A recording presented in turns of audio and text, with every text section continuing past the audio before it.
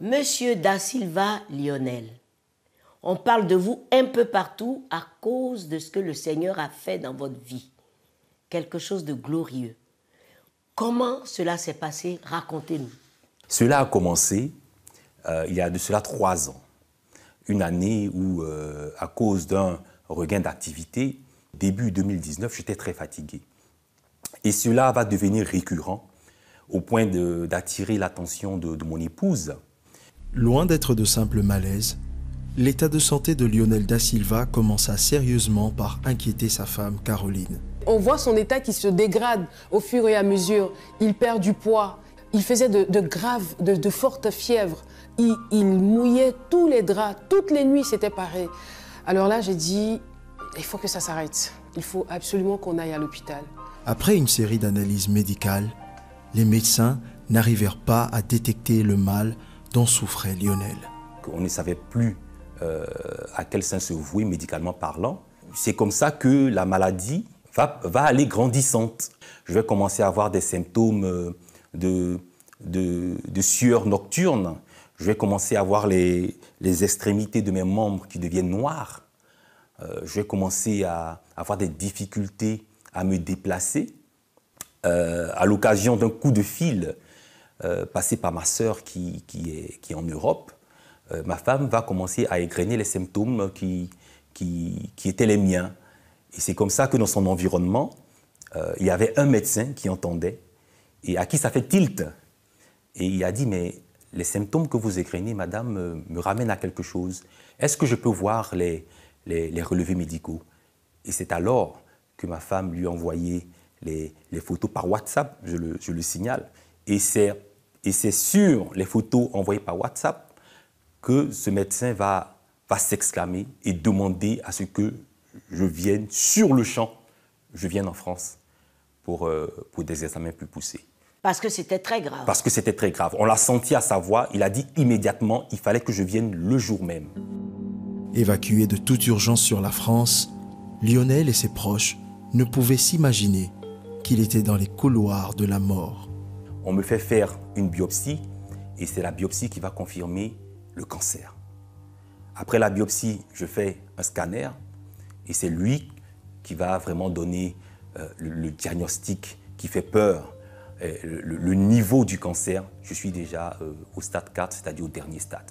On me l'annonce comme ça et ma première pensée, c'est de me demander, Seigneur, est-ce ma fin? Est-ce que c'est fini? Est-ce que je vais revoir mon pays? Est-ce que je vais revoir ma femme?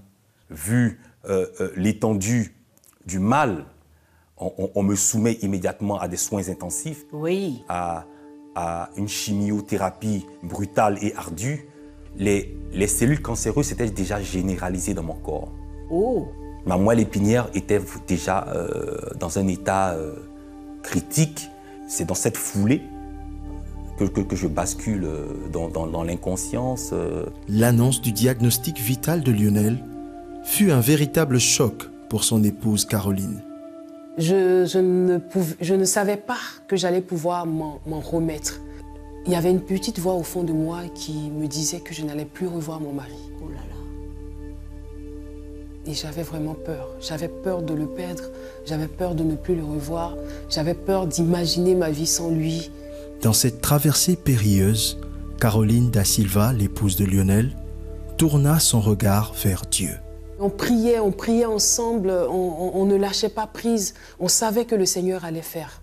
Au moment où les médecins étaient perplexes à la guérison de Lionel, Dieu opéra un grand miracle. Une nuit, je me réveille brusquement dans le noir et c'est comme si la vie m'est revenue. J'ai dit, je vais essayer de me lever parce que ça faisait plusieurs jours que je n'arrivais pas à m'asseoir, parce que j'étais très affaibli, j'ai pu m'asseoir. Je me suis dit, bon, c'est trop beau, je vais essayer de me mettre debout. C'est vrai que j'avais des tuyaux un peu partout, je n'ai pas pu aller loin du lit d'hôpital, je me suis juste tenu debout et c'est là que j'ai réalisé que le miracle du Seigneur venait de s'opérer. Et je me suis assis et j'ai commencé à louer le Seigneur. Wow. J'ai commencé à lui dire merci et je prends un téléphone, il y avait un téléphone sur ma table d'hôpital, je lance le dernier appel, je tombe sur un ami et il était 3 h du matin à Abidjan et il était fou de joie. J'ai ensuite appelé mon épouse, que j'ai trouvée en train de prier. Il était 4 heures du matin. Elle était étonnée. Je lui ai dit, chérie, c'est moi, le Seigneur est vivant, je suis revenu. Et avec cette force avec laquelle je vous parle aujourd'hui, et au petit matin, le personnel, on va s'étonner un peu de mon état de santé qui a reviré de but en blanc. Et c'est comme ça que je vais être amené à faire un second scanner qui va être significativement extraordinaire. Toutes les cellules cancéreuses ont disparu. Alléluia. J'étais accompagné de mon beau-frère qui est médecin. Lorsqu'il a vu les relevés, il a explosé de joie en plein hôpital. Toutes les cellules cancéreuses. C'est-à-dire que d'un stade 4, je suis passé à un stade, je peux dire 0. Toutes les cellules ont disparu. Et vous êtes rentré chez vous. Je suis rentré chez moi dans la louange et l'allégresse, pouvoir resserrer mon épouse dans mes bras et lui dire que je l'aime. Ça a été grandiose. Aujourd'hui, Lionel Da Silva est complètement guéri et témoigne partout sa reconnaissance à Dieu. J'ai un verset qui me vient en tête, c'est Jean 5 au verset 21, où le Seigneur dit « Comme le Père ressuscite les morts et donne la vie, ainsi le Fils donne la vie à qui il veut. » Et je veux dire merci au Seigneur. Il est vraiment le Dieu de l'impossible. Il est vraiment celui qui n'abandonne jamais. Lorsque tout abandonne, le Seigneur Jésus est fidèle. Il n'y a que Jésus-Christ seul qui pouvait faire cela. Il n'y a que le Seigneur Jésus seul, car le prix avait déjà été payé pour la guérison, non seulement de Lionel, mais pour la vôtre. Là où tu es assis en ce moment, ayant vu comment Dieu a opéré ce miracle dans la vie de Lionel, reçois ta part de guérison maintenant même. Au nom du Seigneur Jésus-Christ, je prie pour tous ceux qui sont malades, qui suivent cette émission, qui suivent ce témoignage. Dieu, tu n'as pas changé. Tu es le même hier, aujourd'hui, éternellement. Tu guéris à distance comme tu guéris de près. Seigneur, étends ta main. Étends ta main. Ceux qui sont dans les hôpitaux, ceux qui sont alités dans la maison, qui sont en face de cet écran, au nom puissant du Seigneur Jésus-Christ, que le sang de Jésus vous guérisse et qu'il vous relève de votre maladie. Béni soit ton Saint-Nom, Seigneur. Amen et Amen. J'étais poussé à prier pour vous, mais ne nous quittez pas. À tout de suite.